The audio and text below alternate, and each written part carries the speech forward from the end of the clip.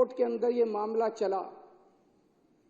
हम लोग अदालतों को मंदिर की तरह मानते हैं। न्याय देना भगवान का काम है, न्याय भगवान देता है। इसलिए जज को भगवान का, जब जज अपनी कुर्सी पे बैठ के फैसले सुनाता है तो कहा जाता है कि एक तरह से भगवान फैसला सुना रहा है। लेकिन कल जो कुछ सुप्रीम कोर्ट के अंदर घटा वो उससे कुछ ज्यादा ही बड़ा था। ऐसे लगा जैसे उस सुप्रीम कोर्ट के अंदर भी कहीं ना कहीं श्री कृष्ण मौजूद थे। ऐसे लगा जैसे वहां सुप्रीम कोर्ट के अंदर भी भगवान मौजूद थे।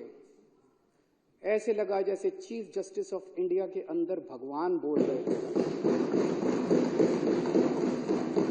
ऐसे लगा जैसे चीफ जस्टिस ऑफ इंडिया के जुबान के ऊपर भगवान बैठे हुए थे, भगवान उनके जरिए बोल रहे थे। तो ये जो कल पूरा घटनाक्रम हुआ वो ये दिखाता है कि अब हम सबसे पहले तो सुप्रीम कोर्ट का बहुत बहुत शुक्रिया इस सदन के माध्यम से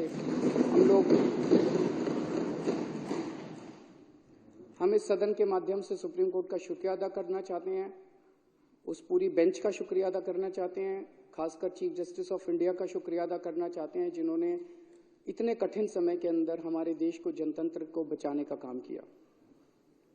आज पूरे देश के सामने भगवान ने बेनकाब करके एक साफ साफ मैसेज दे दिया। भगवान ने, बीजेपी चुनाव जीतती नहीं है, बीजेपी चुनाव चोरी करती है। पूरे देश के सामने सबने वीडियो देखा है, सबने किस तरह से सुप्रीम कोर्ट का आदेश सुना है। सबने पूरे पिछले एक महीने के घटनाक्रम ने पूरे देश के सामने इस पार्टी का चीर हरण करके छोड़ दिया कि बीजेपी चुनाव जीतती नहीं है, बीजेपी चुनाव चोरी करती है। ये कोई संयोग नहीं है कि एक छोटा सा चुनाव, चंडीगढ़ के मेयर का चुनाव क्या होता है, कुछ भी नहीं होता। हमने तो ऐसे सोचा था उस दिन कि ऐसे ही हो जाएगा। हमें तो एक छोटे से चुनाव ने पूरे देश के अंदर सारे देश को हिला दिया।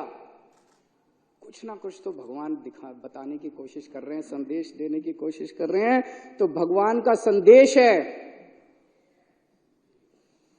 मैं